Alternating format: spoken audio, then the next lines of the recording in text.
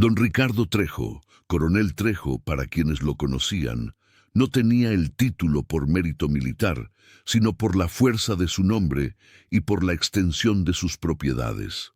La Hacienda Santa Cruz era la mayor productora de café de toda la región, con sus miles de cafetos organizados en hileras perfectas que se extendían hasta donde la vista alcanzaba. Los costales con los granos rojos partían en convoyes interminables rumbo al puerto de Veracruz, y de allí seguían para alimentar el apetito insaciable de Europa por aquel oro negro que movía el Imperio de México. Pero aquella Nochebuena, mientras las nubes pesadas se acumulaban sobre los techos de tejas de barro de la Casa Grande colonial, don Ricardo no era más que un fantasma elegantemente vestido, sentado solo en la biblioteca silenciosa, con una botella de mezcal artesanal a su lado y el peso de 4 años de viudez, aplastando su pecho como una lápida de mármol. La Casa Grande de la Hacienda Santa Cruz era una construcción majestuosa que hablaba de los tiempos áureos del café. Sus paredes gruesas de adobe habían sido enjarradas y pintadas de un blanco inmaculado que contrastaba con las ventanas enmarcadas en madera oscura. Azulejos portugueses decoraban la fachada principal, contando historias de navegantes y tierras lejanas en tonos de azul y blanco. La terraza amplia, sostenida por columnas de madera tallada, rodeaba toda la parte frontal de la casa, ofreciendo sombra durante los días calurosos del verano jalisciense. Por dentro, la casa revelaba el gusto refinado de quien había viajado por el mundo. Muebles de caoba, cristales de Bohemia, porcelanas de Limoges, tapetes persas sobre los pisos de tablas anchas. Pero por más lujosos que fueran los objetos, por más que brillaran los candelabros de plata y reflejaran la luz de las velas en los espejos con marcos dorados, la Casa Grande exhalaba un silencio sepulcral. Era como si la propia construcción estuviera de luto. Don Ricardo tenía 42 años, pero cargaba en los hombros el peso de un hombre mucho más viejo, alto, de hombros anchos, modelados por años cabalgando por sus tierras. Él mantenía una postura erguida que hablaba de disciplina y orgullo. Su cabello negro, ya salpicado de canas en las sienes, era mantenido siempre bien peinado hacia atrás. La barba abundante, cuidadosamente recortada, enmarcaba un rostro de rasgos marcados por el sol y por el dolor. Pero eran sus ojos los que contaban la verdadera historia. Ojos castaños, profundos, que antaño brillaban con la vivacidad de quien amaba la vida, ahora no pasaban de 2 pozos de melancolía vacíos como el horizonte antes de la tormenta. Él usaba trajes de lino blanco impecable, incluso en la privacidad de su casa, con el chaleco de seda oscura siempre abotonado, las botas de cuero siempre pulidas. Era un hombre de apariencia impecable e interior destrozado, una contradicción andante que sus empleados observaban con una mezcla de respeto y piedad que lo irritaba profundamente. La biblioteca donde don Ricardo pasaba la mayor parte de sus noches era su refugio. Los estantes de caoba iban del suelo al techo, repletos de volúmenes encuadernados en cuero que iban de clásicos portugueses a tratados franceses sobre agricultura. Había primeras ediciones de Camões, obras completas de Machado de Asís, volúmenes de Víctor Hugo en la lengua original. Doña Clara, su difunta esposa, había sido una lectora voraz, y muchos de esos libros aún llevaban las anotaciones delicadas de su letra cursiva en los márgenes. Don Ricardo evitaba abrir esos libros, evitaba cualquier cosa que pudiera traer de vuelta el dolor punzante de la pérdida. 4 años habían pasado desde que la fiebre amarilla llegó al Valle de Bravo como un ángel de la muerte invisible, cegando vidas sin distinción de clase o fortuna. La epidemia comenzó en los meses calurosos del verano, cuando los mosquitos se multiplicaban en los arroyos y en los barriles de agua. Las primeras víctimas fueron los trabajadores del campo. Después se extendió a las casas, a los pueblos, y finalmente alcanzó incluso la casa grande protegida de la hacienda Santa Cruz. Doña Clara Trejo de la Garza había sido maestra antes de casarse con don Ricardo, hija de un médico de la Ciudad de México y de una pianista francesa. Ella había crecido rodeada de libros y música, hablaba 4 idiomas y tocaba el piano con una gracia que hacía llorar a los ángeles, o así decía don Ricardo cuando la cortejó años atrás. Cuando se mudó a la hacienda después del matrimonio, doña Clara no pudo simplemente vivir como las otras esposas de hacendados, supervisando la casa y bordando en las tertulias. Ella había transformado uno de los cuartos del ala este de la casa grande en una pequeña escuela. Allí enseñaba a los niños de los trabajadores a leer y escribir, contra la opinión de muchos hacendados vecinos que consideraban aquello una tontería peligrosa. Gente que sabe leer tiene ideas, decían ellos, y las ideas pueden ser peligrosas. Pero a doña Clara no le importaba. Creía que la educación era la única verdadera liberación, especialmente ahora que la esclavitud había sido abolida hacía apenas pocos meses. Miguel, el hijo de ellos, tenía 6 años cuando la fiebre llegó. Era un niño de cabello oscuro y rizos rebeldes, ojos castaños inmensos, llenos de curiosidad, siempre sucio de tierra, porque adoraba jugar en los establos y soñaba con ser jinete como su padre. Tenía la sonrisa amplia de doña Clara y la terquedad de don Ricardo. Era la luz que iluminaba todos los cuartos por donde pasaba corriendo, gritando, riendo de esa forma, como solo los niños saben reír con el cuerpo entero, con el alma entera. Don Ricardo estaba en la Ciudad de México cuando todo sucedió. Había ido a negociar contratos de exportación, reuniones interminables con exportadores ingleses y agentes de casas comerciales. El viaje debería durar una semana. Él dejó a doña Clara y a Miguel en la hacienda, bajo los cuidados de don Jacinto, el capataz de confianza y de toda la servidumbre leal. La carta llegó cuando él estaba hospedado en el Hotel de los Extranjeros, en la calle de Madero. Fue entregada por un mensajero cubierto de polvo del camino, que había cabalgado sin parar por 2 días. El papel temblaba en las manos de don Ricardo, mientras él leía las palabras escritas por la letra temblorosa de don Jacinto. «Coronel, regrese urgente. La fiebre llegó. Doña Clara y el niño Miguel están muy mal. Los médicos no logran bajarles la fiebre. Por el amor de Dios, regrese». Don Ricardo partió inmediatamente, sin siquiera recoger sus pertenencias del hotel. Cabalgó como un desesperado, cambiando de montura en las paradas, sin dormir, sin comer, solo pensando en llegar, en estar allí, en sostener la mano de doña Clara, en abrazar a Miguel. Necesitaba llegar, tenía que llegar a tiempo, pero el tiempo, ese tirano implacable, no lo esperó. Cuando don Ricardo finalmente atravesó el portón de hierro forjado de la hacienda Santa Cruz, el sol se estaba poniendo detrás de las montañas, pintando el cielo de tonos anaranjados y púrpuras que parecían una cruel ironía ante la tragedia. Don Jacinto lo esperaba en la terraza. El sombrero en las manos, la cabeza baja. No necesitó decir nada. Don Ricardo lo sabía. Lo sintió en las entrañas antes de desmontar del caballo. Doña Clara había muerto en la madrugada de ese día.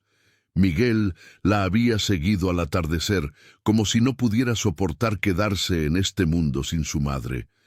Estaban los dos ya preparados en la capilla improvisada que habían montado en el comedor, acostados uno al lado del otro, vestidos de blanco, las manos entrelazadas.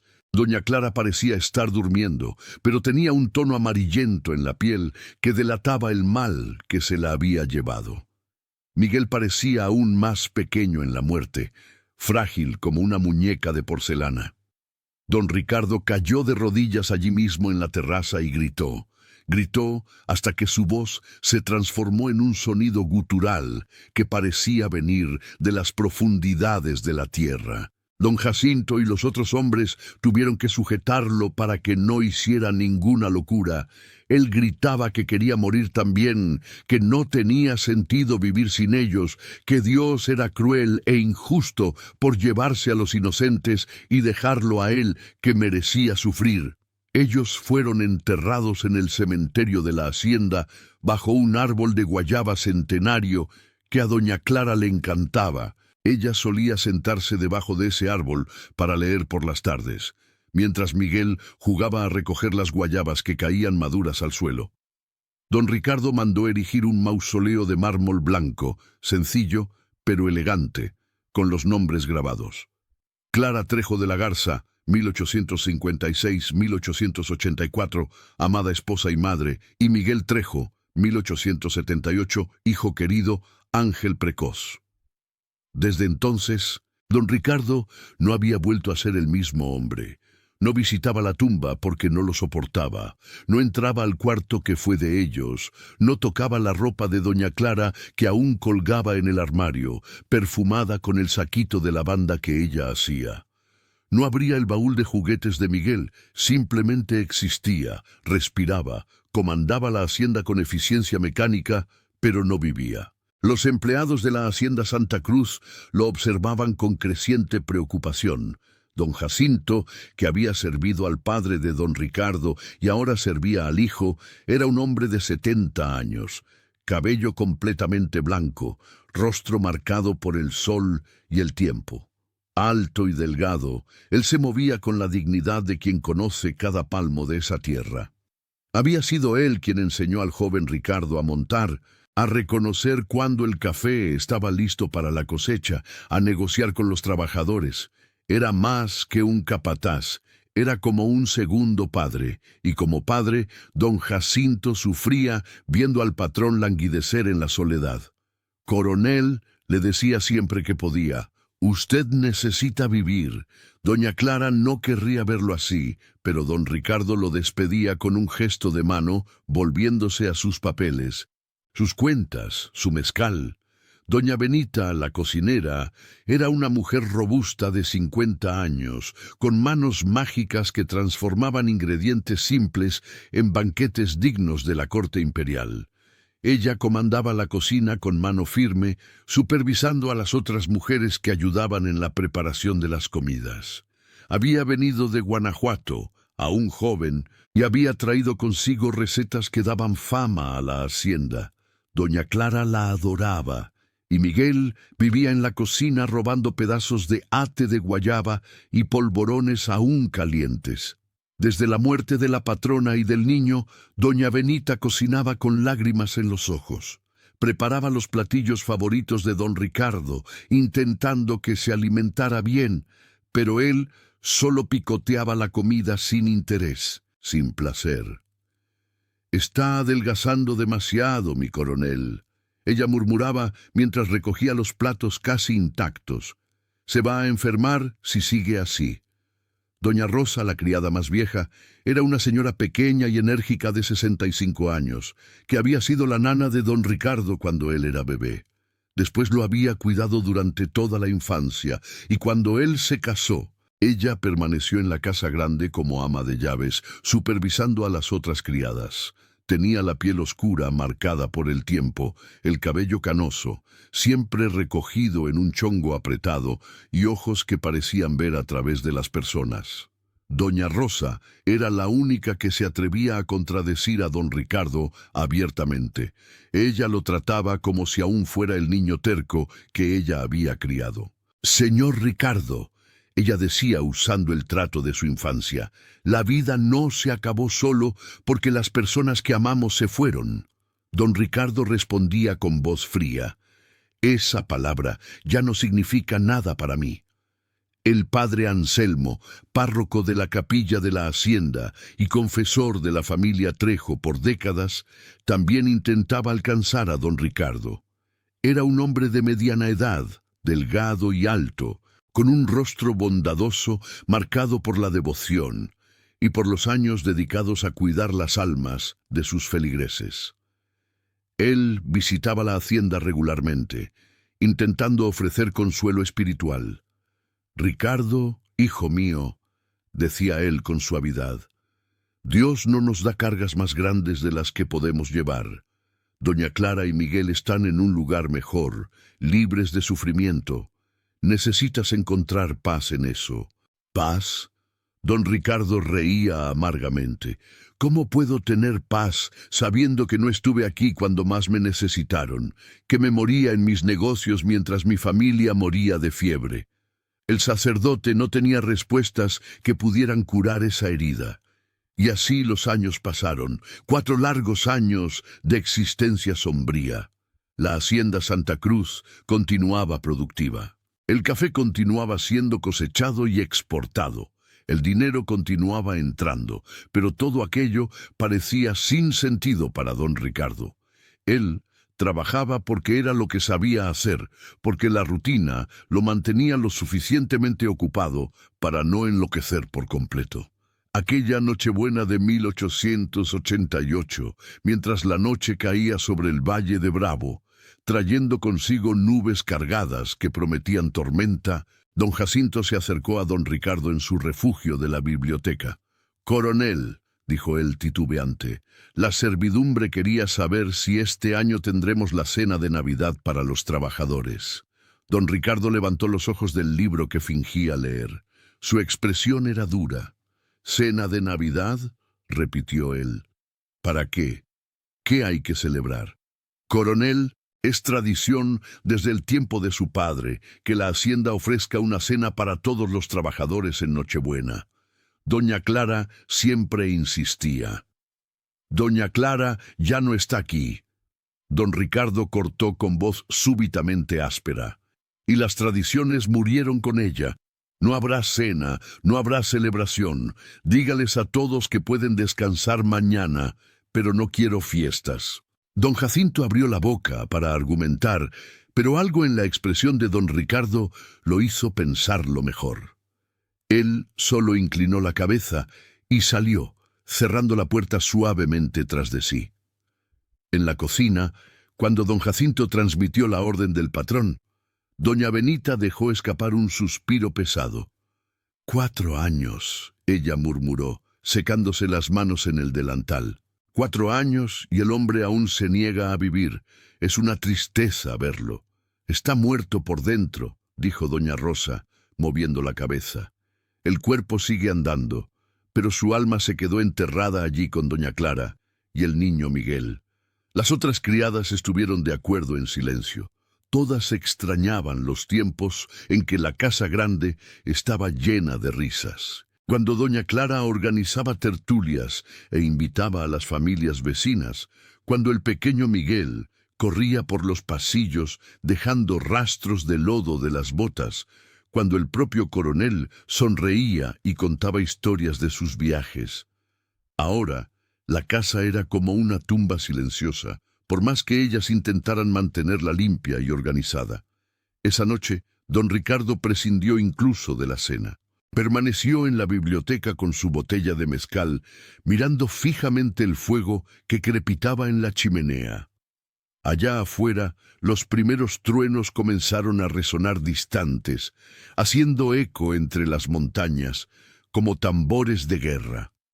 La tormenta que se anunciaba hacía días finalmente estaba llegando. Don Ricardo se sirvió otra dosis de la bebida, sintiendo el líquido quemar la garganta. Al menos el mezcal aún lograba hacer que sintiera algo, aunque fuera solo el calor momentáneo extendiéndose por el pecho. «Otra Navidad vacía», murmuró él para la sala vacía. Él pensó en doña Clara, como siempre hacía cuando la soledad apretaba demasiado. Recordó la primera Navidad que pasaron juntos después de casarse. Doña Clara había decorado toda la casa con ramas de cafeto en flor, transformando la casa grande en un jardín perfumado. Ella había insistido en invitar a todos los trabajadores de la hacienda a una gran fiesta, sirviendo comida abundante y música hasta el amanecer. Don Ricardo se había quejado del costo, pero ella solo había reído y dicho: «El dinero sirve para hacer feliz a la gente, mi amor». Él cerró los ojos, intentando escuchar la risa de ella, pero el sonido se escapaba de su memoria, como agua entre los dedos. Los truenos estaban más próximos ahora, y por la ventana, don Ricardo podía ver los relámpagos iluminando momentáneamente el cielo negro. La lluvia comenzó de repente, violenta, golpeando contra las tejas y las persianas con furia. El viento aullaba, sacudiendo los árboles antiguos del jardín. Era una tormenta de esas que solo el verano mexicano podía producir. Diluvios que transformaban caminos en ríos de lodo y hacían que los arroyos se desbordaran en cuestión de horas. Don Ricardo se sirvió otra dosis, preparándose para otra noche de insomnio, otra batalla contra los recuerdos que lo asediaban. Pero entonces, cortando el ruido de la tormenta como una cuchilla afilada, llegó un sonido que no esperaba: golpes, golpes desesperados en el portón de la hacienda. Don Ricardo frunció el ceño. ¿Quién sería lo suficientemente loco para estar viajando en una noche como esa? Ignoró los primeros golpes, pensando que fuera solo su capataz, verificando si todo estaba seguro. Pero los golpes continuaron más insistentes, más desesperados. Y entonces oyó voces. Una voz de mujer gritando algo que la tormenta casi se tragaba. Voces de niños llorando. Don Ricardo se levantó, dejando el vaso sobre la mesa. Caminó hasta la ventana y abrió las persianas, dejando que la lluvia salpicara su rostro. Allá abajo, en el portón de hierro que separaba la casa grande del camino, él podía ver siluetas en la oscuridad, iluminadas solo cuando los relámpagos rasgaban el cielo. Don Jacinto ya estaba corriendo hacia el portón, una linterna en la mano. Don Ricardo podía ver al capataz hablando con alguien del otro lado de las rejas, su rostro iluminado por la luz tenue, mostrando sorpresa y preocupación. Momentos después, don Jacinto regresaba corriendo a la casa empapado, la linterna casi apagándose con el viento. Él entró por la puerta trasera y subió rápidamente las escaleras hasta la biblioteca, golpeando en la puerta antes de entrar sin esperar respuesta. «¡Coronel!». Estaba jadeando, el agua escurriendo de su ropa. «Hay una mujer en el portón. Tiene 3 niños con ella. Están empapados y con frío. Implora por refugio». Don Ricardo se volvió de la ventana, su expresión endureciéndose. «Mándelos a la calle», dijo él con voz fría. «Coronel, el pueblo queda a más de 1 hora de camino y con esta tormenta los niños son pequeños. Uno de ellos es solo un bebé. No van a lograr llegar». «No es mi problema», don Ricardo respondió, volviendo a su sillón. «Mándelos a la calle, don Jacinto». El capataz se quedó parado, claramente dividido entre la lealtad al patrón y su conciencia.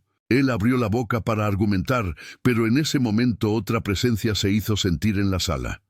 Doña Rosa había subido también, y a diferencia de don Jacinto, ella no tenía miedo de confrontar a don Ricardo. «Señor Ricardo», ella dijo, con voz firme, a pesar de la edad. «Hay una mujer y 3 criaturas allá afuera, mojadas hasta los huesos, sin tener a dónde ir». Don Ricardo se volvió hacia ella, los ojos brillando con irritación. «El tipo de hombre que quiere estar solo», él respondió. «El tipo de hombre que no quiere ser molestado. El tipo de hombre del que doña Clara se avergonzaría de llamar marido». Doña Rosa replicó sin retroceder. El silencio que siguió fue pesado como plomo. Don Ricardo quedó paralizado, las palabras de doña Rosa golpeándolo como un puñetazo en el estómago. Ella había cruzado una línea que nadie más se atrevía a cruzar. «¿Cómo se atreve?». Él comenzó, pero su voz falló. «Me atrevo porque alguien necesita recordarle quién era usted antes de encerrarse en este ataúd de cristal», dijo doña Rosa, y había lágrimas en sus ojos. Doña Clara abría las puertas de esta casa para cualquiera que lo necesitara. Ella decía que una casa grande así tenía la obligación de ser generosa, y usted lo sabe, En el fondo de su corazón destrozado, usted sabe que ella estaría allá abajo ahora mismo, trayendo a esos niños adentro, calentándolos, alimentándolos. Don Ricardo desvió la mirada, incapaz de enfrentar los ojos acusadores de la vieja nana. «Déjelos entrar», dijo él finalmente con voz baja. «Pero manténgalos lejos de mí, déles ropa seca, comida, un lugar para dormir». «Sí, coronel», don Jacinto dijo rápidamente antes de que don Ricardo pudiera cambiar de idea. Él y doña Rosa salieron apresurados, dejando a don Ricardo solo nuevamente en su biblioteca, pero ahora el silencio parecía diferente, cargado de algo que él no lograba nombrar. Expectativa. Allá afuera, mientras don Jacinto abría finalmente el pesado portón de hierro, Elena sostenía a sus 3 hijos con fuerza, intentando protegerlos de la lluvia que caía sin piedad. Ella estaba temblando, no solo de frío, sino de miedo y agotamiento. Habían caminado kilómetros bajo la tormenta, huyendo, buscando refugio, buscando esperanza, y ahora, finalmente, el portón se abría. «Vengan», dijo el hombre viejo con la linterna, haciendo señas para que entraran. «Deprisa, antes de que la tormenta empeore». Elena no necesitó oír 2 veces. Con Pedro, Ana y el pequeño Juanito aferrados a ella, ella cruzó el portón de la hacienda Santa Cruz, sin saber que ese simple paso cambiaría no solo su Nochebuena, sino el resto de su vida. Y allá arriba, en la biblioteca silenciosa, don Ricardo Trejo se sirvió otra dosis de mezcal, intentando ignorar la extraña incomodidad que crecía en su pecho. La tormenta apenas estaba comenzando, en más de un sentido. Elena Méndez nunca imaginó que su vida llegaría a ese punto. Cuando cruzó el portón de la hacienda Santa Cruz, esa noche tempestuosa, empapada hasta los huesos, con sus 3 hijos temblando de frío aferrados a ella, sentía que había tocado fondo, pero había también un hilo de esperanza, frágil como una telaraña, pero aún allí pulsando en su corazón cansado. Ella tenía 32 años, pero la vida le había enseñado a sus rasgos a cargar una seriedad que la hacía parecer mayor. No físicamente, porque Elena era una mujer de belleza natural y llamativa, de esas que hacían que la gente volteara a ver 2 veces. Su piel era clara, pero dorada por el sol.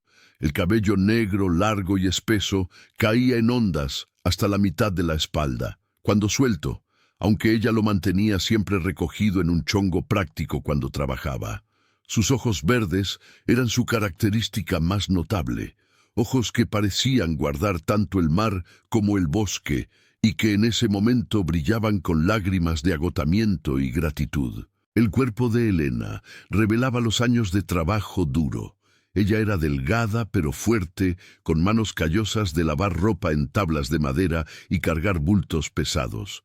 Usaba un vestido simple de manta azul descolorida, ahora completamente empapado y pegado a su cuerpo, y un chal de lana marrón que ya no hacía ninguna diferencia contra el frío de la lluvia.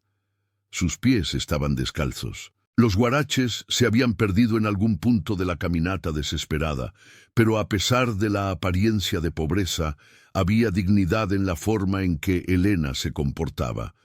Ella no agachaba la cabeza, no arrastraba los pies. Incluso en la desesperación, ella mantenía la barbilla en alto y la voz firme. Era una mujer que no pedía limosnas, que no se victimizaba, que enfrentaba la vida de frente, por más cruel que fuera. «Gracias, señor», ella dijo a don Jacinto tan pronto como entraron. Y su voz, aunque temblorosa de frío, tenía una musicalidad que el viejo capataz notó inmediatamente. «No sabemos cómo agradecerle». «No tiene que agradecerme a mí», don Jacinto respondió, guiándolos hacia la casa grande. «Agradézcale al coronel Trejo, es su casa. Entonces, le llevaré mi gratitud a él personalmente», Elena dijo con firmeza. Don Jacinto la miró con sorpresa. No era común que personas en situación de desamparo hablaran con tanta seguridad. Había algo en esa mujer que lo intrigaba. Los 3 hijos de Elena eran pequeños remolinos de miedo y frío. Pedro, el mayor, tenía 10 años y cargaba en sus hombros estrechos una responsabilidad que ningún niño debería tener. Él era alto para su edad, delgado, con cabello castaño claro caído sobre la frente y ojos castaños demasiado serios para un niño. Usaba pantalones remendados y una camisa que ya había sido blanca en algún punto de su corta existencia. Durante toda la caminata bajo la tormenta, Pedro había cargado a su hermano menor en la espalda sin quejarse una vez, a pesar de los brazos temblorosos de cansancio. Ana tenía 7 años y era la imagen de su madre en miniatura. El mismo cabello negro, ahora pegado a su pequeño rostro por la lluvia, los mismos ojos verdes que parecían demasiado grandes para su cara. Ella usaba un vestidito rosa, descolorido, y se aferraba con fuerza a la mano de Elena. Ana era una niña soñadora que adoraba escuchar historias e inventar mundos imaginarios. Esa noche, sin embargo, estaba demasiado asustada para soñar. Solo se aferraba a su madre e intentaba no llorar. Juanito, el más pequeño, tenía apenas 4 años. Era un niño pequeño y regordete, con mejillas rosadas y rizos rubios, que enmarcaban un rostro angelical. Él usaba apenas un camisón de dormir de algodón grueso, porque la huida había sido tan repentina que no hubo tiempo de vestirlo adecuadamente. Juanito lloraba bajito, con sollozos entrecortados, escondiendo el rostro en el cuello de Pedro. «Mamá, tengo frío», él murmuraba entre los sollozos. «Lo sé, mi amor». Elena respondía, la voz cargada de dolor por no poder hacer más. «Pero ahora vamos a entrar en una casa calientita. Todo va a estar bien». Doña Rosa los esperaba en la entrada trasera de la casa grande, sosteniendo linternas y con una mirada de determinación maternal en el rostro. «¡Ay, Dios mío!», ella exclamó al ver el estado de ellos. «Parecen náufragos. Vengan, vengan deprisa, Benita, traiga toallas». Muchas toallas. La cocina de la hacienda Santa Cruz era enorme, el corazón de la casa grande. Tenía paredes de piedra, una estufa de leña gigantesca que ocupaba toda una pared, estantes repletos de ollas de cobre y hierro, mesas anchas de madera maciza. El olor que emanaba de allí era celestial, una mezcla de pan fresco, café tostado, especias y leña quemándose. El calor era intenso y acogedor. Doña Benita apareció con pilas de toallas de lino y una expresión de choque maternal en su rostro redondo. «¡Por Dios!», ella exclamó corriendo hacia ellos. «Estos niños van a agarrar una pulmonía». Elena dudó, siempre orgullosa, siempre reacia a aceptar caridad, pero una mirada a sus hijos temblando fue suficiente para romper su resistencia. «Gracias», ella dijo simplemente, comenzando a quitarle el vestido empapado a Ana. Doña Rosa y doña Benita trabajaron rápidamente con la eficiencia de quien había cuidado niños por décadas. Envolvieron a los niños en toallas suaves, secaron sus cabellos, frotaron sus pequeños cuerpos para traer de vuelta la circulación. Elena también fue envuelta en toallas y alguien le puso un chal seco y caliente sobre sus hombros. «Benita, calienta leche», ordenó doña Rosa. «Sí, claro, y también haré chocolate caliente. Estos niños necesitan algo dulce después del susto que se llevaron». Mientras doña Benita se movía por la cocina preparando la comida, doña Rosa se sentó en una silla y jaló a Juanito a su regazo.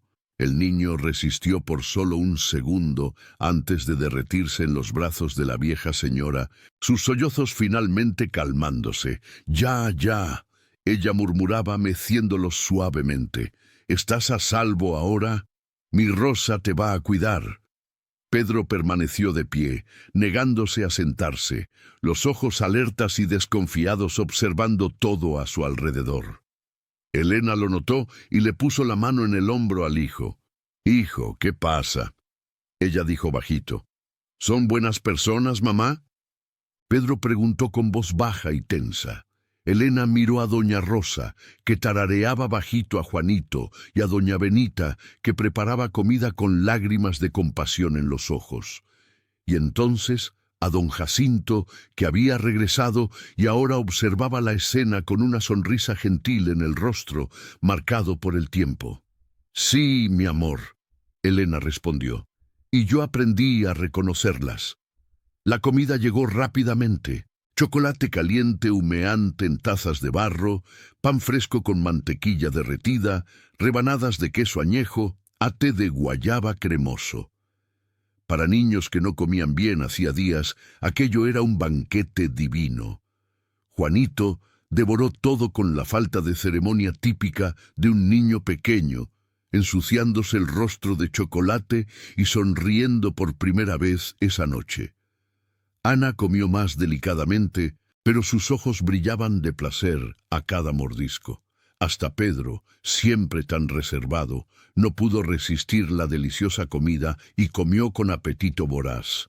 Elena comió poco, observando a sus hijos, sintiendo por primera vez en días que quizás, solo quizás, las cosas pudieran mejorar.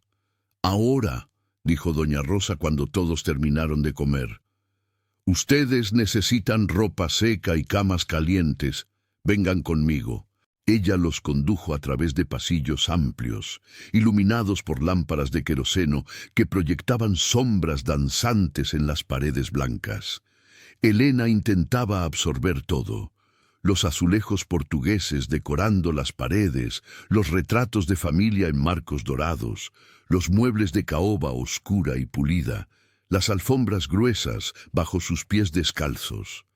Era un mundo tan distante del suyo, tan diferente de las barracas adaptadas donde había vivido, de los cuartos minúsculos y húmedos, de los suelos de tierra batida. Allí había lujo, pero también había algo más. Había historia, tradición, un peso de generaciones que había habitado esos aposentos.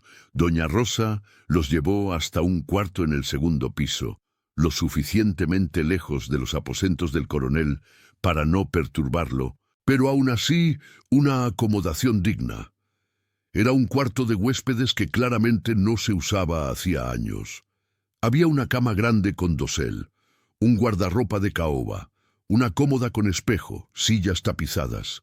Las ventanas daban a los jardines traseros. Era el cuarto de las visitas, doña Rosa explicó mientras encendía las velas. Doña Clara siempre mantenía este cuarto listo, porque decía que nunca se sabía cuándo un ángel necesitaría abrigo. Elena sintió un nudo en la garganta con la gentileza de esas palabras. «¿Doña Clara?», ella preguntó suavemente. El rostro de doña Rosa se ensombreció. La esposa del coronel. Ella falleció hace 4 años, ella y el hijo pequeño Miguel. La fiebre amarilla se llevó a los dos. «Dios mío», Elena murmuró, la mano yendo al corazón. De repente entendía un poco mejor la renuencia del hombre, que casi los había mandado a la calle. Él no era cruel, él estaba herido. Él se cerró como una ostra. Doña Rosa continuó abriendo el guardarropa y buscando ropa que pudiera servir. No habla, no sonríe, no vive realmente, solo existe. «Lo entiendo», Elena dijo bajito, y realmente entendía. Ella también había perdido, también conocía ese dolor que parecía no tener fin. Doña Rosa encontró camisones de lino que habían sido de doña Clara y algunas ropas infantiles que probablemente fueron de Miguel. Ella dudó por un momento, sosteniendo los pequeños pantalones y camisas, claramente combatiendo las emociones. Doña Clara querría que estas ropas fueran usadas. Ella dijo finalmente con voz embargada. Ella siempre decía que los objetos sin uso eran objetos desperdiciados. Las ropas quedaron grandes en los niños, pero estaban limpias, secas y calientes. Ana quedó encantada con el camisón de lino blanco bordado con florecitas, girando como una princesa. Juanito rió al ver las mangas de la camisa colgando mucho más allá de sus dedos. Hasta Pedro sonrió un poco. vistiendo ropa mejor de la que jamás había usado. Elena vistió un camisón simple de algodón que había sido de doña Clara. Era un poco ajustado en los hombros y demasiado corto, pero sería suficiente hasta que su propia ropa se secara. Ella recogió el cabello aún húmedo en una trenza. Ahora, a la cama. Doña Rosa ordenó. Todos ustedes necesitan dormir. ¿No dónde voy a dormir? Ana preguntó mirando la cama grande. Todos ustedes van a dormir aquí. Pedro frunció el ceño. ¿No vamos a dormir en la barraca? Un silencio pesado cayó sobre el cuarto. Doña Rosa se arrodilló frente a Pedro, mirándolo a los ojos serios del niño. «Hijo mío», ella dijo gentilmente, «la esclavitud terminó. Ya no existen barracas aquí, y ustedes no son trabajadores, son huéspedes». Pedro pareció no saber qué decir. Toda su vida él había sido tratado como menos, como alguien que debería agradecer por migajas. Aquello era nuevo, desconcertante, casi aterrador. «Vamos, Pedro», Elena dijo suavemente, guiándolo hasta la cama. «Acepte la bondad de estas personas». Ellos se acomodaron en la cama grande, los niños en medio y Elena en las orillas. El colchón era suave, las sábanas olían a lavanda, las cobijas eran pesadas y calientes. Para niños acostumbrados a dormir en petates en el suelo duro, aquello era un lujo inimaginable. Juanito se durmió inmediatamente, exhausto. Ana luchó contra el sueño por unos minutos, demasiado maravillada, con el techo pintado de blanco y la sensación de estar en una nube. Pero pronto sus ojos se cerraron también. Pedro resistió por más tiempo, los ojos aún alertas en la oscuridad. Elena extendió la mano y la sostuvo. «Duerme, hijo», ella susurró. «Mamá está aquí. Nada malo va a pasar». Finalmente, Pedro también cedió al cansancio, su mano aún sosteniendo la de Elena. Sola en la oscuridad, Elena permitió que las lágrimas finalmente cayeran. Lágrimas de alivio, de miedo, de gratitud, de agotamiento. Ella lloró silenciosamente para no despertar a los niños, pero lloró como no se había permitido llorar durante toda esa jornada terrible. Porque Elena Méndez había perdido todo esa noche, no solo un techo sobre sus cabezas o sus pocas pertenencias. Ella había perdido el último vestigio de estabilidad que había intentado construir después de que su marido murió. Su marido, José Méndez, había sido un hombre bueno, un trabajador incansable, que cuando la abolición finalmente llegó, celebró con lágrimas en los ojos.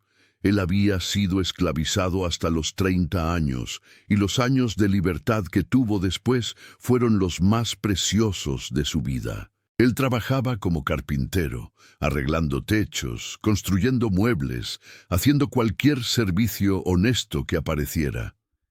Elena lo conoció en una feria en el pueblo. Ella estaba vendiendo encajes que hacía en sus ratos libres, y él estaba comprando clavos para un trabajo. José le había sonreído con esa sonrisa amplia y genuina que hacía que su corazón se acelerara y le preguntó si aceptaría tomar un café con él después de la feria. Ella aceptó, y 3 meses después estaban casados en la pequeña capilla del pueblo, con el padre Anselmo bendiciendo su unión. Fueron 4 años de un matrimonio sencillo pero feliz. José adoraba a los niños. Les cantaba antes de dormir, cargaba a Pedro en los hombros, hacía muñecas de paja para Ana, perseguía a Juanito por el patio, provocando carcajadas. Pero entonces vino el accidente. José estaba arreglando el techo de un granero en la hacienda San Antonio cuando una tabla podrida cedió bajo su peso. Él cayó de una altura de 3 metros, rompiéndose el cuello. Murió instantáneamente. Sin dolor, dijeron los médicos. Pero qué consuelo era ese para Elena, que de repente se vio viuda a los 28 años, con 3 niños pequeños que criar. Ella no se permitió desmoronarse, no tenía ese lujo. Necesitaba trabajar, necesitaba alimentar a sus hijos. Entonces Elena se convirtió en lavandera, recogiendo ropa de las familias más adineradas de la región, lavándolas en el arroyo, planchándolas con planchas pesadas calentadas en la estufa de leña, devolviéndolas impecablemente limpias y dobladas. El trabajo era duro, pero ella lo hacía con orgullo. Nunca aceptó limosnas. Nunca pidió favores especiales. Pagaba sus deudas, criaba a sus hijos con dignidad. Les enseñaba a leer en sus ratos libres, usando un viejo silabario que José había comprado antes de morir. Fue así como terminó trabajando en la hacienda San Antonio, propiedad del coronel Augusto Mendoza. Mendoza era todo lo que un hacendado no debería ser: codicioso, cruel, manipulador. Él se había aprovechado de la abolición de una forma perversa. Mientras otros hacendados intentaban adaptarse al nuevo sistema, pagando salarios justos a sus trabajadores, Mendoza encontró formas de seguir explotando. Él ofrecía salarios miserables, cobraba precios absurdos por los cuartos donde los trabajadores vivían, vendía comida a precios inflacionados en su tienda particular. Al final del mes, los trabajadores debían más de lo que habían ganado. Era una forma de esclavitud disfrazada, y Mendoza se reía de la astucia de su esquema. Elena descubrió los fraudes por accidente. Ella estaba recogiendo la ropa sucia en la oficina de Mendoza cuando vio los libros de cuentas sobre la mesa. Su alfabetización, en la que José había insistido tanto que ella desarrollara, le permitió leer los números. Y los números contaban una historia sórdida de robo sistemático. Ella debería haberse quedado callada, debería haber fingido que no había visto nada. Pero Elena no pudo. Pensó en los otros trabajadores, en las familias que nunca lograban salir de las deudas, en los niños que pasaban hambre, a pesar de que sus padres trabajaban de sol a sol. Ella fue hasta Mendoza y lo confrontó. Su error fue creer que él sentiría vergüenza, que admitiría sus crímenes y cambiaría, pero hombres como Mendoza no sienten vergüenza. Usted debería ocuparse de su propia vida, lavandera. Él había dicho, su rostro gordo y rojo, contorsionado en una expresión de desprecio. Y no me voy a quedar callada mientras usted roba a estas personas. Elena respondió, manteniendo la voz firme, a pesar del miedo que comenzaba a crecer. Mendoza se levantó de su silla, caminando lentamente alrededor de la mesa hasta quedar demasiado cerca de ella. ¿Contar qué? Él repitió con voz baja y amenazadora. ¿Contar a quién? ¿Al juez que juega cartas conmigo todos los viernes? ¿Al padre que me debe favores? ¿Quién va a creer la palabra de una lavandera contra la mía? Elena retrocedió, dándose cuenta demasiado tarde del peligro en que se había puesto. Además, Mendoza continuó, su aliento caliente y empalagoso a mezcal, golpeando el rostro de ella. Usted vive en uno de mis cuartos, ¿no? Con sus 3 crías. Sería una pena si de repente yo decidiera que necesito ese espacio para otra cosa. Usted no puede echarnos sin motivo, Elena dijo, intentando sonar confiada. ¿Que no puedo? Mendoza rió. Esta es mi propiedad. Puedo hacer lo que se me antoje. Elena salió de esa oficina con las piernas temblando, pero aún con la cabeza erguida. Ella no le contaría a las autoridades, porque sabía que él tenía razón sobre que no le creerían, pero ella les contaría a los otros trabajadores. Ellos merecían saber, y ella contó. La noche siguiente reunió a algunos de los trabajadores más viejos y les mostró las cuentas que había memorizado, los números que probaban el robo. Ellos se enfurecieron, pero también se asustaron. ¿Qué podríamos hacer contra un hombre tan poderoso? ¿Podemos irnos?, sugirió uno de ellos, buscar trabajo en otras haciendas, pero todos sabían que no era tan simple. Estaban demasiado endeudados. Mendoza nunca los dejaría partir. Alguien en la reunión debió haberle contado a Mendoza, porque a la mañana siguiente él apareció en el cuarto de Elena con 2 matones. Tiene 1 hora para juntar sus cosas y salir de mi propiedad, él dijo, arrojando una bolsa vacía al suelo. Y si la veo a usted o a sus chamacos cerca de aquí de nuevo, voy a tener que tomar medidas más drásticas. Pero está lloviendo, Elena protestó, mirando por la ventana al cielo amenazador. Y no tenemos a dónde ir, al menos denos hasta mañana. 1 hora, Mendoza repitió. Y agradezca que estoy siendo generoso. Podría simplemente prenderle fuego a esto con ustedes adentro. No era una amenaza vacía. Elena vio en sus ojos que él era capaz. Entonces ella hizo lo que tuvo que hacer. Despertó a los niños. Tomó lo poco que tenían, un conjunto de ropa, algunas cobijas, el silabario de José, y salió bajo la lluvia que comenzaba a caer. No tenía dinero suficiente para una posada. No tenía familia en la región a la que recurrir. Sus padres habían muerto años atrás, y José era hijo único. Ella estaba verdaderamente sola. Fue entonces que ella recordó las historias que había oído sobre la hacienda Santa Cruz. Decían que el coronel Trejo, antes de enviudar, era un hombre generoso. Su esposa era conocida por ayudar a los pobres. Quizás, solo quizás él, aún tuviera un poco de esa bondad en algún lugar. Era la única esperanza que ella tenía. Entonces, Elena tomó a sus hijos y comenzó a caminar. Caminó por horas bajo la tormenta que empeoraba a cada minuto, cargando a Juanito, jalando a Ana, con Pedro esforzándose por seguir el paso. Sus pies sangraban, su cuerpo gritaba de dolor, pero ella continuó, porque eso es lo que hacen las madres. Continúan siempre.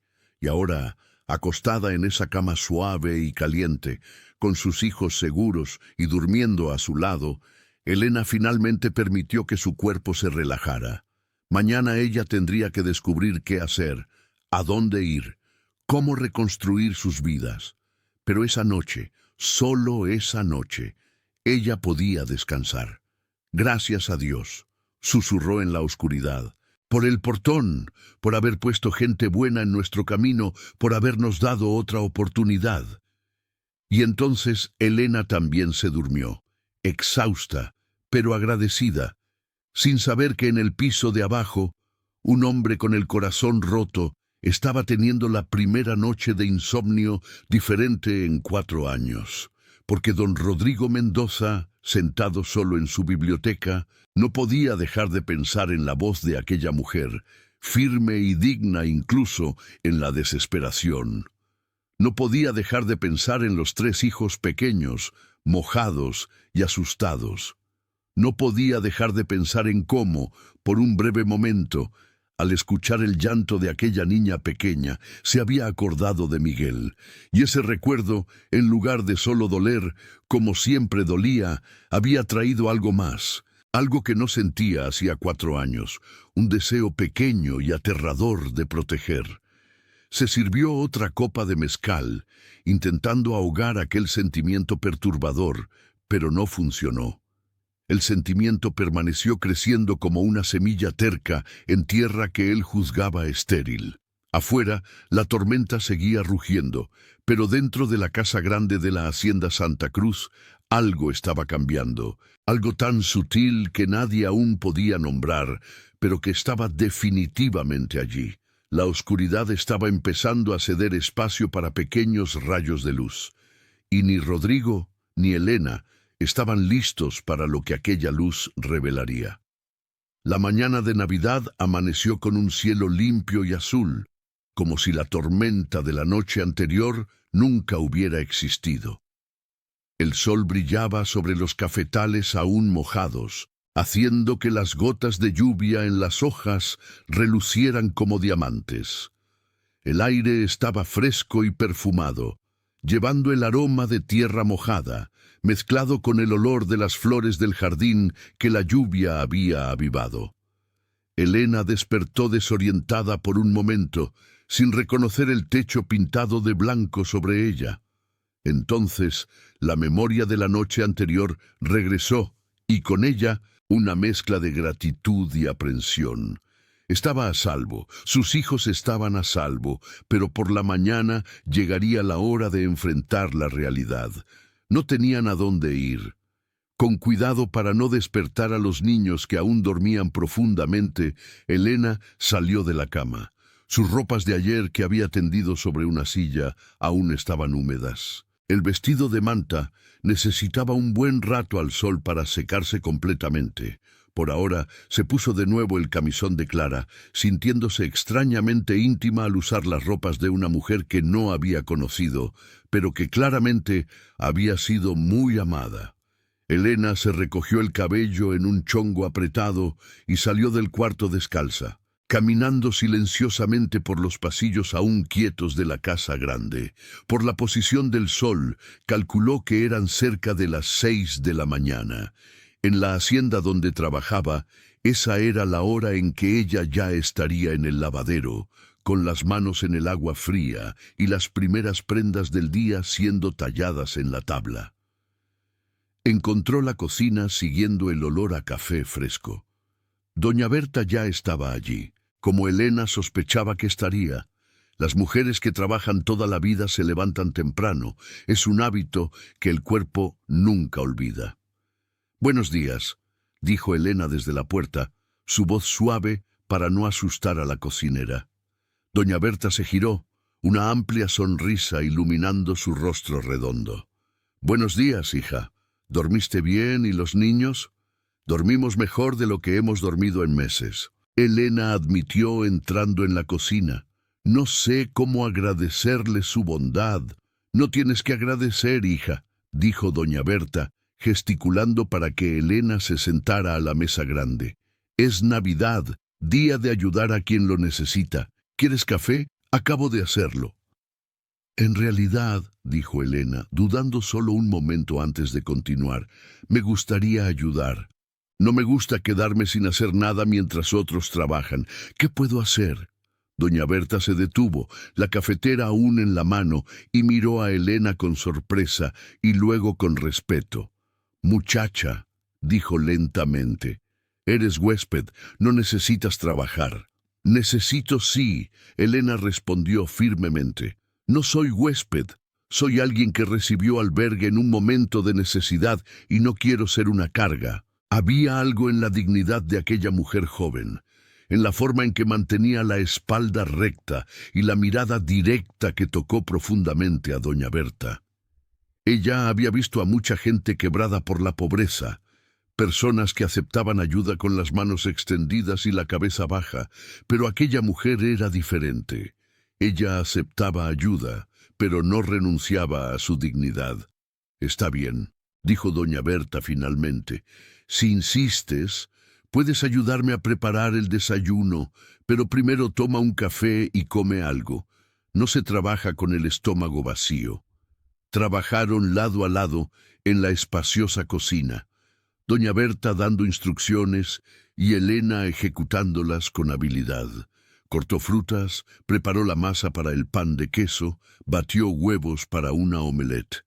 Sus manos eran ágiles y competentes, manos que conocían el trabajo duro. «¿Sabes cocinar bien?», doña Berta observó, viendo cómo Elena sazonaba los huevos con la medida exacta de sal y pimienta. «Mi madre me enseñó», dijo Elena, una sombra de tristeza pasando por su rostro. Ella decía que una mujer que sabe cocinar nunca pasará hambre, porque siempre puede cambiar comida por trabajo. «Tu madre era sabia». «Lo era», Elena concordó. «Ella murió cuando yo tenía 16 años. Fiebre. Mi padre la siguió 6 meses después. Creo que fue de tristeza». «¿Y te quedaste sola?» «Me quedé. Trabajé en casas, lavando, cocinando, cuidando niños. Fue así como conocí a mi marido. Él estaba construyendo un anexo en la casa donde yo trabajaba. Nos enamoramos». Elena sonrió con el recuerdo, aunque doliera. Él era un hombre bueno. «Los mejores siempre se van demasiado pronto». Doña Berta puso la mano en el hombro de Elena en un gesto de consuelo silencioso. «El coronel también perdió a gente buena», dijo suavemente. Doña Clara era un ángel en la tierra y el niño Miguel. Ese niño tenía la sonrisa más bonita que hayas visto. La casa murió con ellos. Doña Rosa me contó anoche, dijo Elena, fiebre amarilla. Sí, fue demasiado rápido. Un día ella estaba enseñando en su escuelita, al otro estaba en cama con fiebre. El niño enfermó poco después. Los médicos vinieron de la Ciudad de México y Guadalajara, los mejores que el dinero podía comprar, pero no sirvió de nada. La fiebre se los llevó a los dos en cuestión de 3 días. Y el coronel estaba viajando. Cuando regresó, ya los habían enterrado. Él nunca se perdonó por no estar aquí. Desde entonces, bueno, ya lo viste. Se encerró en esa biblioteca y en la oficina, manejando la hacienda, pero sin vivir realmente. Es como si una parte de él también hubiera muerto. Elena sintió una punzada de empatía. Ella conocía aquel dolor, aquel sentimiento de que la vida continuaba, pero sin color, sin sabor, sin propósito real. La diferencia era que ella tenía 3 hijos que dependían de ella. No podía darse el lujo de solo existir. Necesitaba vivir por ellos. El sonido de pasos pequeños resonó en el pasillo, y momentos después, Ana apareció en la puerta de la cocina, aún usando el camisón demasiado grande, el cabello negro en un enredo salvaje alrededor de su rostro. ¡Mamá!, llamó. La voz aún soñolienta. «Estoy aquí, mi amor», dijo Elena abriendo los brazos. Ana corrió hacia ella, enterrando el rostro en el camisón de su madre. «Pensé que habíamos soñado», murmuró Ana. «No, mi amor, estamos a salvo. Mira a tu alrededor. Estamos en una casa bonita, con gente amable». Ana levantó la cabeza y miró alrededor de la cocina con los ojos muy abiertos de admiración. Todo era tan grande, tan limpio, tan diferente de cualquier lugar donde ella ya había estado. «Es como en los libros», susurró, «como los castillos de las historias». Doña Berta rió encantada con la niña. «No es exactamente un castillo, pequeña, pero es una buena casa». Ana asintió tímidamente y doña Berta ya estaba preparando un plato con frutas frescas y pan calientito, cuando Pedro y Juanito también aparecieron, igualmente deslumbrados con el nuevo día y el nuevo ambiente. «Buenos días, mis amores», dijo Elena, besando a cada uno en la frente. «¿Durmieron bien? Fue la mejor cama del mundo», declaró Juanito con la sinceridad absoluta de los niños pequeños. «¿Puedo dormir en ella de nuevo hoy?» Elena y doña Berta intercambiaron miradas. Era una pregunta inocente que traía una cuestión compleja. ¿Qué pasaría ahora? Antes de que Elena pudiera responder, don Jacinto entró por la puerta trasera, quitándose el sombrero respetuosamente. «Buenos días a todos», dijo. «Doña Elena, el coronel pide verla en su oficina tan pronto como sea posible». El estómago de Elena se hizo un nudo. Este era el momento que temía, el momento en que el coronel, en su generosidad de víspera de Navidad, les diría que necesitaban irse. «Voy enseguida», dijo manteniendo la voz firme. «Primero desayuna». Doña Berta insistió. «El coronel puede esperar 10 minutos más». Pero Elena sabía que no podía. Cuanto más tardara, peor sería. Necesitaba enfrentar aquello ahora. «¿Pueden quedarse con los niños?», preguntó. «Claro, doña Elena», respondió doña Berta inmediatamente. «Van a comer un desayuno que ni el emperador come mejor». Elena se inclinó y besó a cada hijo. «Mamá va a hablar con el dueño de la hacienda. Compórtense, Pedro. Cuida a tus hermanos». «Sí, mamá», Pedro respondió ya con aquella seriedad que la hacía querer llorar y sonreír al mismo tiempo.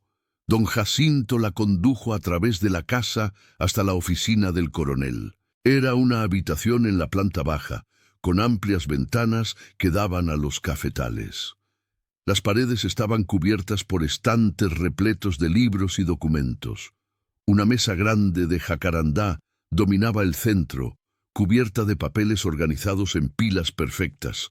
Había mapas en las paredes, algunos mostrando la extensión de la Hacienda Santa Cruz, otros mostrando rutas comerciales hasta el puerto de Veracruz. Don Rodrigo Mendoza estaba de pie junto a la ventana, con las manos cruzadas en la espalda, observando los campos. Se giró cuando Elena entró y ella tuvo su primera visión clara de él a la luz del día.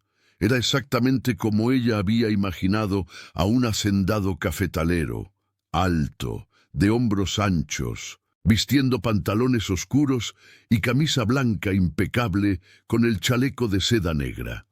La barba estaba perfectamente recortada, el cabello peinado hacia atrás, pero fueron sus ojos los que la capturaron, ojos castaños, profundos, que cargaban tanto peso de tristeza que ella casi podía sentirla físicamente. «Buenos días, coronel», dijo manteniendo la voz firme. «Buenos días, Elena», respondió Rodrigo, su voz grave y controlada. «Por favor, siéntese». Elena dudó. Sentarse parecía una intimidad que ella no tenía derecho a tomar, pero él lo había pedido. Entonces ella se sentó en la silla frente a la mesa, manteniendo la espalda recta. Rodrigo también se sentó, observándola por un momento antes de hablar. Ella era diferente a la luz del día, sin la lluvia y la desesperación opacando sus rasgos. Era una mujer bonita, eso era innegable, pero había algo más, una fuerza, una dignidad que él no esperaba encontrar en alguien en situación tan desesperada. «Don Jacinto me contó un poco sobre su situación», comenzó. «¿Fue expulsada de la Hacienda San Antonio ayer?» «Fui», Elena confirmó sin desviar la mirada, «por el coronel Augusto Morales». Al escuchar aquel nombre, algo se alteró en la expresión de Rodrigo.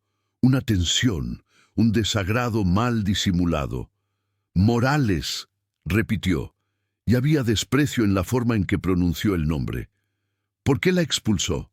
Elena dudó. Contar la verdad podía complicar aún más su situación, pero mentir era algo que ella se negaba a hacer. «Porque descubrí que estaba robando a sus trabajadores», dijo firmemente. «Él cobra salarios miserables y luego cobra precios absurdos por vivienda y comida. Al final del mes, los trabajadores terminan debiendo más de lo que ganaron. Es una forma de continuar la esclavitud, incluso después de la abolición». Rodrigo se inclinó hacia adelante, el interés genuino brillando en sus ojos.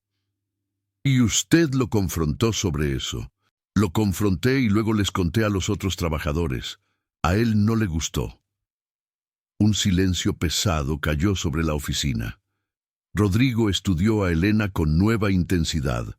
No era solo una mujer bonita y digna, era una mujer con coraje, con principios, con sentido de justicia. Una mujer que había arriesgado todo para hacer lo que era correcto. «¿Sabe quién soy?», preguntó finalmente. «Sé que usted es el coronel Rodrigo Mendoza, dueño de la Hacienda Santa Cruz». Elena frunció el ceño sin entender a dónde quería llegar. «Sé que usted perdió a su esposa e hijo hace 4 años y que su esposa era una mujer buena que ayudaba a los pobres. ¿Y sabe que yo tuve negocios con Augusto Morales?» El corazón de Elena se heló. Ella no sabía eso. «¿Negocios?», repitió, la voz más débil de lo que le hubiera gustado. «Hace 5 años compré una parte de la Hacienda San Antonio, tierras que colindaban con las mías. Fue una transacción comercial, nada más. Pero en aquella época había familias viviendo en esas tierras, pequeños campesinos que Morales decía que serían reubicados en otras áreas». Elena sintió que la sangre se le escurría del rostro. Su padre había sido uno de esos campesinos. Tenían un pequeño pedazo de tierra donde plantaban maíz y frijol, donde criaban algunas gallinas. No era mucho, pero era de ellos. Hasta que un día unos hombres vinieron y dijeron que la tierra ahora pertenecía a otro hacendado, que ellos necesitaban irse. «Me acuerdo», susurró, Mi familia, nosotros perdimos nuestro rancho en esa transacción. Rodrigo cerró los ojos, una expresión de dolor cruzando su rostro. No lo sabía, dijo la voz ronca. Morales me garantizó que las familias serían compensadas, que recibirían otras tierras. Yo no investigué. Estaba demasiado ocupado con mis propios negocios, con mi vida fácil y cómoda. No me importó verificar si aquellas personas estaban realmente siendo cuidadas. No lo fueron, dijo Elena. Y había acusación en su voz ahora, aunque ella intentara controlarla. Mi padre perdió todo. Tuvimos que mudarnos al pueblo. Él intentó encontrar trabajo, pero ya estaba viejo y enfermo. Murió poco tiempo después, y yo siempre pensé que fue de tristeza por haber perdido la tierra que trabajó toda su vida. El silencio que siguió era denso de culpa y dolor. Rodrigo se llevó las manos al rostro, los hombros encorvados, bajo el peso de otra transgresión, otra falla moral que él había cometido por negligencia. Lo siento mucho, dijo finalmente, y sonaba como si las palabras fueran arrancadas de su alma. No tengo excusa. Yo debería haber verificado, debería haberme importado, pero estaba tan involucrado con mi propia prosperidad, tan confiado en mi derecho de expandir mi imperio, que no pensé en las personas que serían afectadas. Elena no dijo nada. ¿Qué podría decir? ¿Que estaba todo bien? No lo estaba. Su padre había muerto. Su familia había sido destruida. Pero mirando a aquel hombre, viendo la sinceridad en sus ojos, la forma en que la culpa lo consumía, ella no pudo nutrir odio. Usted no expulsó a mi padre, dijo finalmente. Morales lo hizo. No puedo esconderme detrás de mi ignorancia, argumentó Rodrigo.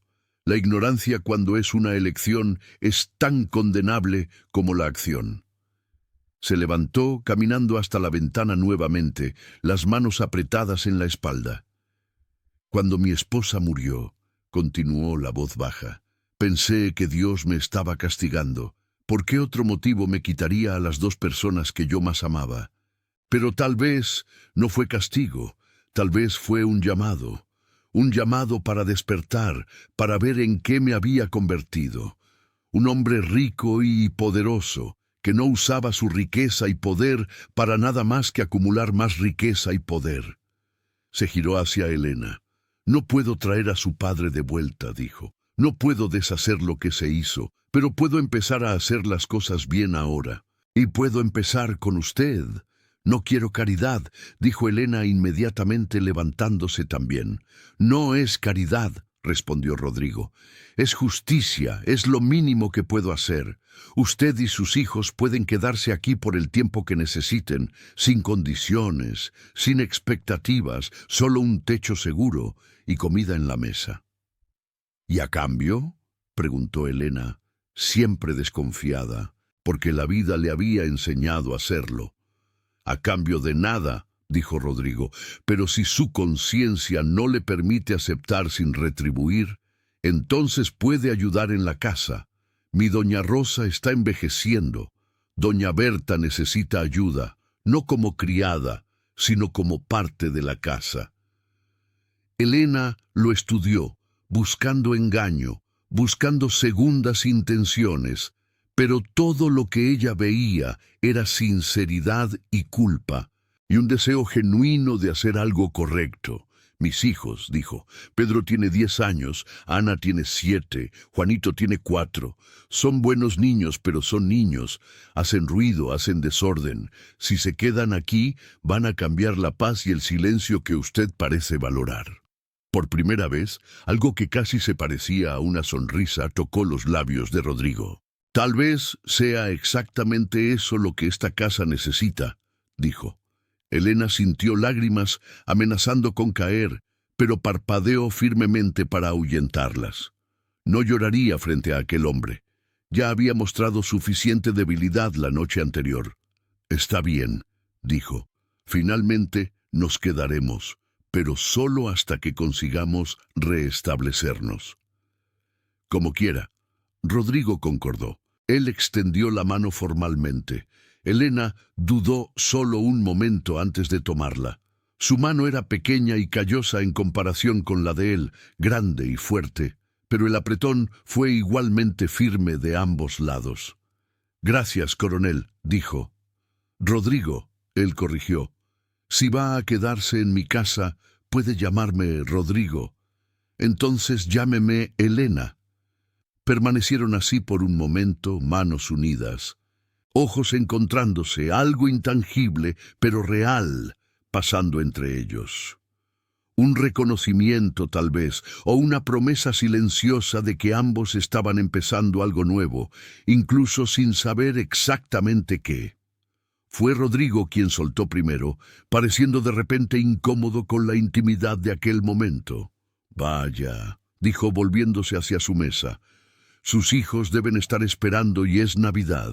Dígale a doña Rosa que prepare el cuarto permanentemente». «Sí, coronel Rodrigo». Elena se corrigió y salió de la oficina con el corazón latiendo de una forma extraña que ella no conseguía explicar completamente. Encontró a sus hijos aún en la cocina, ahora con los rostros limpios y las barrigas llenas, escuchando fascinados mientras doña Berta contaba historias de Navidad de años pasados. «Mamá», se gritó Juanito al verla corriendo para abrazar sus piernas. «Doña Berta dijo que podemos ayudar a hacer torrejas. ¿Es verdad?». Elena preguntó mirando a la cocinera. «Si usted lo permite», doña Berta respondió con una sonrisa. «Niños en la cocina alegran el trabajo». «¿Nos vamos a quedar aquí?», preguntó Pedro, siempre el más perceptivo, siempre el que leía entre líneas. Elena se arrodilló frente a él, colocando las manos en sus hombros delgados.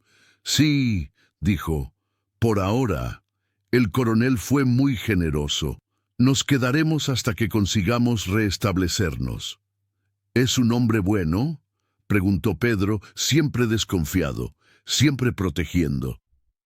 Elena pensó en la conversación que acababa de tener, en la culpa que vio en los ojos de Rodrigo, en la forma en que él asumió responsabilidad por acciones que técnicamente no fueron de él.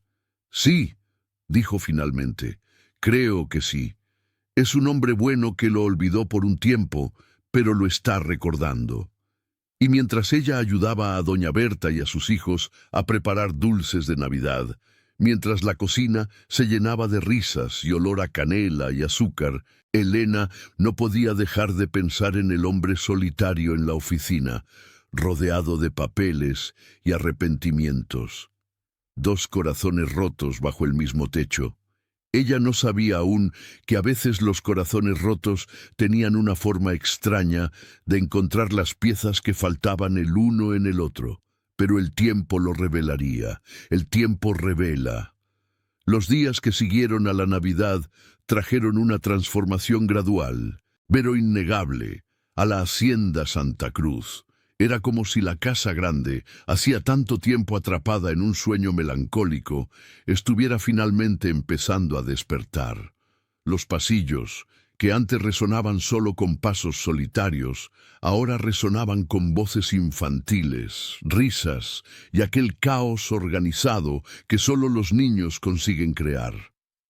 Elena estableció rápidamente una rutina. Se despertaba antes del amanecer, ayudaba a doña Berta en la cocina, supervisaba a los niños durante el día y por la noche, después de acostar a sus hijos, se sentaba con doña Rosa para aprender más sobre la administración de la casa grande. Ella absorbía todo como una esponja determinada a volverse útil, a probar que su presencia allí tenía valor. Pero eran los niños los que realmente estaban cambiando la atmósfera de la hacienda, cada uno a su manera única. Pedro, el mayor, había descubierto los establos. En la mañana del segundo día, después de su llegada, se despertó incluso antes que Elena, y salió por la puerta trasera, atraído por el relincho de los caballos que había oído desde la ventana de su cuarto. El sol apenas estaba empezando a pintar el cielo de tonos rosados, cuando él llegó al gran establo que quedaba detrás de la casa grande. Eran construcciones impresionantes, mucho mayores que cualquier cosa que Pedro ya había visto. Había amplios corrales para cada animal, todos con portones de madera tallada y comederos de bronce pulido. El olor a heno fresco y cuero se mezclaba con el aroma característico de los caballos, una combinación que Pedro encontró extrañamente reconfortante. ¿Puedo ayudarlo, muchacho? Pedro se giró bruscamente y encontró a don Jacinto observándolo con aquellos ojos perspicaces que parecían ver a través de las personas. Disculpe, señor. Pedro tartamudeó, siempre educado a pesar del miedo. Solo quería ver los caballos. ¿Le gustan los caballos? Nunca tuve la oportunidad de estar cerca de uno de verdad, Pedro admitió, mirando a las magníficas criaturas en los corrales. Pero siempre pensé que eran los animales más bonitos del mundo. Don Jacinto estudió al niño por un largo momento. Él veía más allá de la ropa remendada y los pies descalzos. Veía a un niño demasiado serio para su edad, con hombros ya encorvados por el peso de responsabilidades que no debería cargar. Veía también inteligencia en los ojos castaños y una curiosidad genuina que no había sido matada por la dureza de la vida. «Venga», dijo Jacinto finalmente, haciendo una seña para que Pedro lo siguiera. «Voy a presentarle a los caballos, pero tiene que prometer que los tratará con respeto. El caballo siente cuando alguien tiene miedo o mala intención». «Lo prometo», dijo Pedro solemnemente, siguiendo al viejo mayordomo, con el corazón latiendo de expectativa. Jacinto lo llevó hasta el corral más grande, donde un semental castaño oscuro, de altura impresionante, observaba su aproximación con ojos inteligentes. «Este es Trueno», dijo Jacinto, extendiendo la mano para acariciar el cuello del animal. «Es el caballo favorito del coronel, o al menos lo era antes de... Bueno, antes. Hace tiempo que nadie lo monta. Se está poniendo impaciente». «¿Puedo tocarlo?», preguntó Pedro con voz reverente. «Puede, pero despacio. Deje que lo huela primero. El caballo necesita conocerlo antes de confiar en usted». Pedro extendió la mano lentamente, permitiendo que Trueno bajara la cabeza y lo oliera. El caballo resopló suavemente, su respiración caliente contra la palma de la mano de Pedro. Entonces, para la sorpresa de Jacinto, Trueno empujó el hocico gentilmente contra el pecho del niño, una señal clara de aceptación. «Mire nada más», murmuró Jacinto impresionado. «¿Le gustó usted? A Trueno no le gusta mucha gente. Es temperamental, terco, pero tiene buen instinto para juzgar el carácter». Pedro acarició el cuello sedoso del caballo, sintiendo los músculos poderosos bajo la piel, el calor del animal. La vida pulsante era mágico. «Don Jacinto», dijo hesitante, «¿usted cree que podría enseñarme sobre caballos? No necesita pagarme ni nada, solo quería aprender». El viejo mayordomo sonrió, y era una sonrisa genuina que transformaba su rostro marcado por el tiempo. «Creo que puedo hacer eso», dijo, «pero tendrá que levantarse temprano todos los días. El caballo no espera, y tendrá que trabajar duro. Cuidar de un caballo no es solo montarlo, es limpiar el corral, cepillar, alimentar, cuidar los cascos».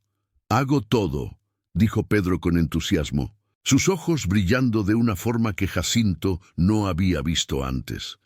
«Entonces está combinado. Todos los días al amanecer usted viene aquí. Le enseñaré todo lo que sé». De aquel día en adelante, Pedro tenía un propósito. Se despertaba antes del sol, corría a los establos y trabajaba al lado de don Jacinto. Aprendió a cepillar los caballos con movimientos largos y firmes que los animales adoraban. Aprendió a limpiar los cascos con cuidado, buscando piedras o heridas. Aprendió a reconocer las señales de que un caballo estaba enfermo o incómodo. Y Trueno, el temperamental Trueno que casi nadie conseguía acercarse desde que Rodrigo había dejado de montarlo, se volvió particularmente apegado a Pedro.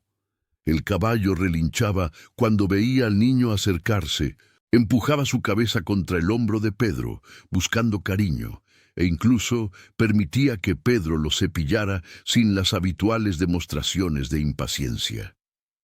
Rodrigo observaba de lejos desde la ventana de su oficina que daba a los establos.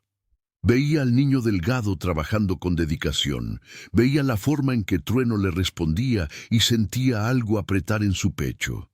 Era dolor, porque Pedro tenía casi la misma edad que Miguel tendría ahora, pero era también algo más, algo que él no se permitía nombrar aún.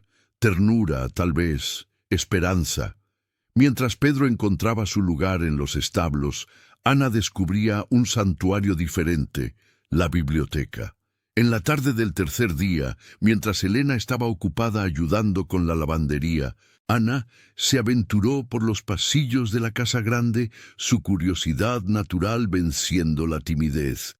Fue así como ella encontró la puerta entreabierta de la biblioteca y a través de ella vislumbró más libros de los que imaginaba que pudieran existir en el mundo entero. Ella empujó la puerta despacio, casi con miedo de que alguien apareciera y la mandara a irse, pero no había nadie allí. Solo hileras y hileras de estantes de caoba oscura, repletas de volúmenes, encuadernados en cuero. El olor era celestial, aquella mezcla de papel envejecido, cuero y tinta que caracteriza a las bibliotecas antiguas. Ana caminó reverentemente entre los estantes, los dedos tocando suavemente los lomos de los libros. Ella sabía leer. Su madre le había enseñado usando el viejo abecedario de su padre, pero nunca había tenido acceso a libros de verdad. Las pocas historias que conocía eran aquellas que su madre contaba de memoria, historias que su abuela había contado antes que ella. Pero allí había libros de historias, libros de poesías, libros sobre lugares distantes y épocas antiguas. Era un tesoro, más allá de su imaginación más salvaje. ¿Le gustan los libros? Ana dio un salto. Girándose bruscamente, Rodrigo estaba parado en la puerta, observándola. Ella no lo había oído llegar. «Disculpe, señor», dijo rápidamente, las palabras saliendo atropelladas. «Yo no estaba robando nada, solo estaba mirando». «Espere», dijo Rodrigo levantando la mano. Su voz era suave, sin ningún rastro de enojo. «¿Puedo?» Él caminó hasta uno de los estantes y sacó un volumen de tapa azul. «¿Conoce a los hermanos Grimm?» Ana negó con la cabeza. «Es una colección de cuentos de hadas de los hermanos Grimm. Tiene historias sobre princesas, dragones, hechiceras». Los ojos de Ana se iluminaron. «Me encantan las historias de princesas. Mi madre cuenta la de Cenicienta a veces. Entonces le gustará este libro». Rodrigo le extendió el volumen. «Puede llevarlo a su cuarto si quiere». Ana tomó el libro como si fuera de oro, sosteniéndolo contra el pecho. «Gracias, señor. Tendré mucho cuidado. Prometo no ensuciarlo ni arrugarlo». «Los libros están hechos para ser leídos, no para quedarse perfectos», dijo Rodrigo, y había un fantasma de sonrisa en sus labios. «Puede venir aquí siempre que quiera, y si necesita ayuda con alguna palabra difícil, puede preguntarme». «¿Usted me ayudaría?», preguntó Ana sorprendida. «Ayudaría». De aquel día en adelante, Ana pasó horas en la biblioteca. Ella se sentaba en un sillón demasiado grande para ella, los pies colgando sin tocar el suelo, y leía con la concentración absoluta de los niños cuando encuentran algo que aman. Cuando encontraba una palabra que no conocía, la anotaba cuidadosamente en un pedazo de papel que doña Rosa le había dado. Y todas las tardes, alrededor de las 5, Rodrigo aparecía en la biblioteca con una taza de café y se sentaba en su sillón favorito.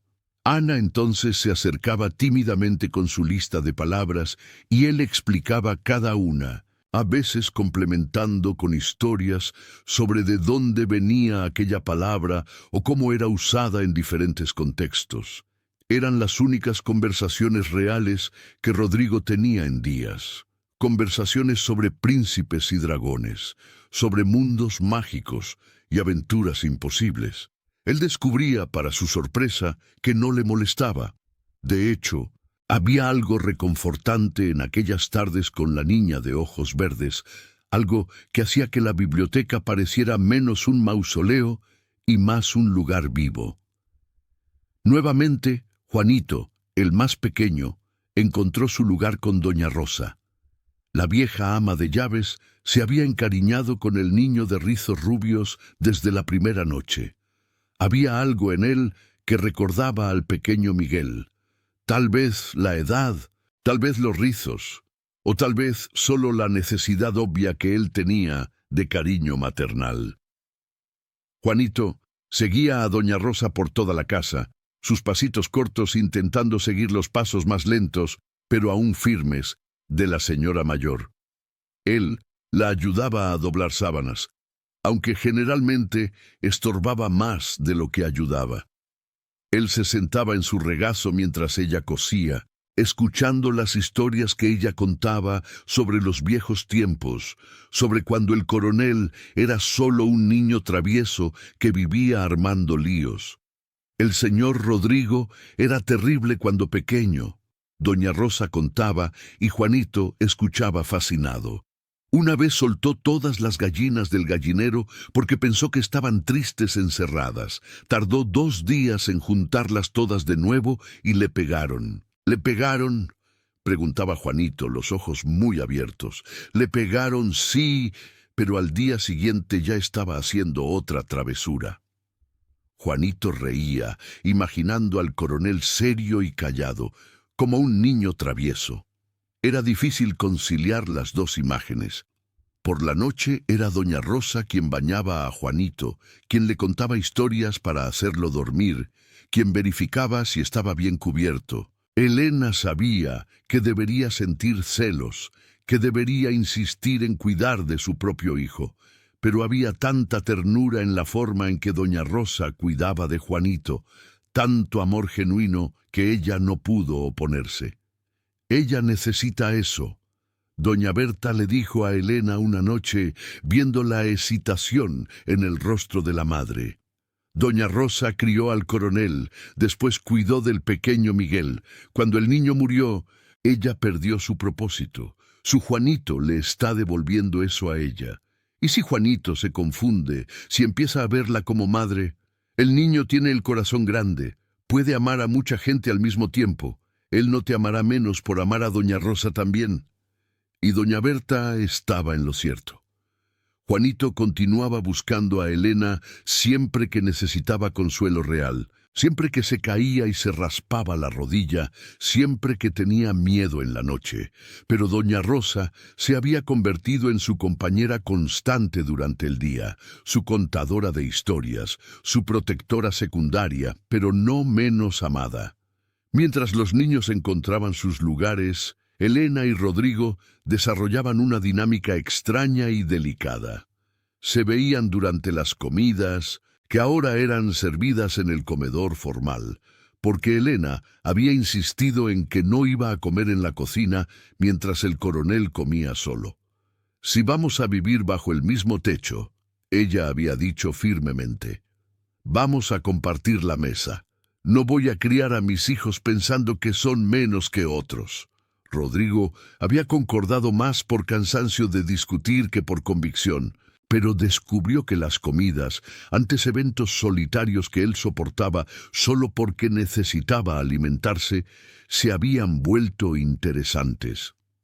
Pedro contaba sobre lo que aprendía en los establos con entusiasmo contenido, sus ojos serios iluminándose al describir cómo había conseguido cepillar a Trueno sin que el caballo se impacientara. Ana leía fragmentos de sus historias favoritas, dramatizando las voces de los personajes de una forma que arrancaba sonrisas hasta de Rodrigo. Juanito hacía comentarios aleatorios de niño pequeño que eran frecuentemente hilarantes por su completa falta de filtro. Y Elena simplemente estaba allí, una presencia que Rodrigo estaba descubriendo ser extrañamente confortable. Ella no intentaba llenar los silencios con conversación vacía, no lo trataba con la piedad sofocante que los otros hacían. Ella era directa, honesta, y no tenía miedo de discrepar de él cuando lo creía necesario. ¿Por qué va a vender esas tierras?, preguntó Elena, colocando el tenedor en la mesa y mirándolo directamente. Porque necesito capital para modernizar las operaciones. Rodrigo respondió un poco sorprendido con la pregunta. Nadie cuestionaba sus decisiones de negocios. ¿Y qué pasará con las personas que trabajan en esas tierras? Presumo que el nuevo propietario las mantendrá. ¿Usted presume? Había una pizca de acusación en la voz de ella ahora. ¿Cómo presumió cuando vendió las tierras a Morales? El silencio que cayó sobre la mesa fue pesado. Hasta los niños dejaron de comer sintiendo la tensión. Rodrigo colocó su copa de vino en la mesa con cuidado deliberado. Eso fue diferente, dijo, la voz controlada pero fría. ¿Lo fue? Elena desafió. ¿O usted está solo repitiendo los mismos errores porque es más fácil que hacer lo correcto? Usted no entiende de negocios. Entiendo de personas y sé que cuando usted toma decisiones de negocios sin pensar en las personas, ellas sufren. Se miraron a través de la mesa, la tensión prácticamente crepitando en el aire. Los empleados que servían la comida intercambiaron miradas nerviosas sin saber si debían intervenir. Entonces, sorprendentemente, Rodrigo retrocedió. «Tiene razón», dijo finalmente, pasándose la mano por el cabello en un gesto de frustración. «No investigué adecuadamente. No pensé en las consecuencias para los trabajadores». «Entonces, no venda», dijo Elena, su voz más suave ahora, o al menos garantice que el comprador los tratará con justicia. «Es más complicado que eso». «Muchas cosas lo son. Eso no significa que debamos elegir el camino más fácil». Rodrigo la estudió a través de la mesa y había algo en sus ojos que Elena no conseguía descifrar. Admiración, tal vez, o irritación, o ambos. «Es usted una mujer muy inconveniente», dijo, finalmente. «Lo sé», Elena respondió con la más leve de las sonrisas. «Mi marido solía decir lo mismo. Él era un hombre sabio». Lo era. La cena continuó, la tensión disipándose lentamente, pero algo había cambiado. Rodrigo estaba empezando a ver a Elena no solo como una mujer a la que él estaba ayudando por culpa, sino como una persona con opiniones válidas, con una perspectiva que él necesitaba escuchar.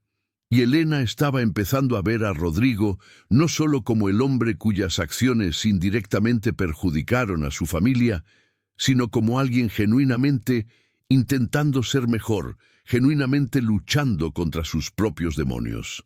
Una noche, cerca de 2 semanas después de su llegada, Elena encontró a Rodrigo en la biblioteca después de acostar a los niños.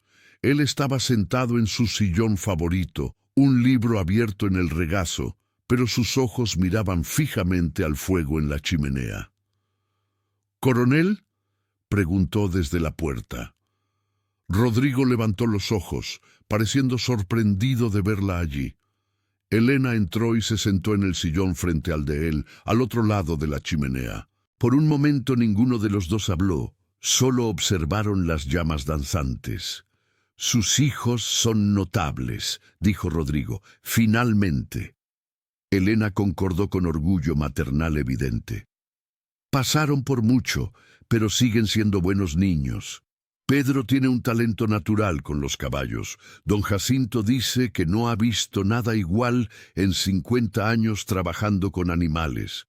Él adora esas horas en los establos. Es la primera vez que lo veo verdaderamente feliz desde que su padre murió. Y Ana es brillante. La forma en que ella absorbe información, cómo hace conexiones entre lo que lee y el mundo a su alrededor, con educación adecuada. Ella podría hacer cualquier cosa. Ella siempre fue así desde bebé, siempre curiosa, siempre haciendo preguntas. Clara era así también, dijo Rodrigo suavemente. Siempre leyendo, siempre aprendiendo. A ella le habría encantado a Ana. Era la primera vez que él mencionaba a Clara voluntariamente en una conversación. Elena sintió el peso de aquel momento. Escogió sus palabras cuidadosamente. Ana me habla de usted, dijo, de las tardes en la biblioteca. A ella le encanta cuando usted le explica las palabras difíciles. A mí me gustan esas tardes. Rodrigo admitió, y había sorpresa en su voz, como si él mismo lo estuviera descubriendo. Hace tiempo que no me siento útil para alguien. Usted es útil para sus trabajadores, para las personas que dependen de esta hacienda. No es lo mismo, eso es solo dinero, transacciones.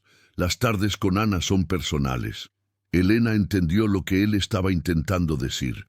Era la diferencia entre existir y vivir, entre funcionar y sentir. Y Juanitos, Rodrigo continuó, una sonrisa triste tocando sus labios. Ese niño tiene a doña Rosa completamente hechizada. Ella está más animada de lo que la veía en años. Juanito tiene ese efecto en las personas, dijo Elena. Él es pura alegría. Miguel era así, pura luz. Se quedaron en silencio nuevamente, pero era un silencio confortable ahora compartido. Gracias, Elena, dijo finalmente. ¿Por qué? Por permitir que mis hijos sean niños aquí, por no tratarlos como una carga o caridad, por verlos, realmente verlos. Es fácil verlos, dijo Elena. Ellos brillan como usted también brillaba, me imagino. Antes, Rodrigo la miró, sorprendido, sí.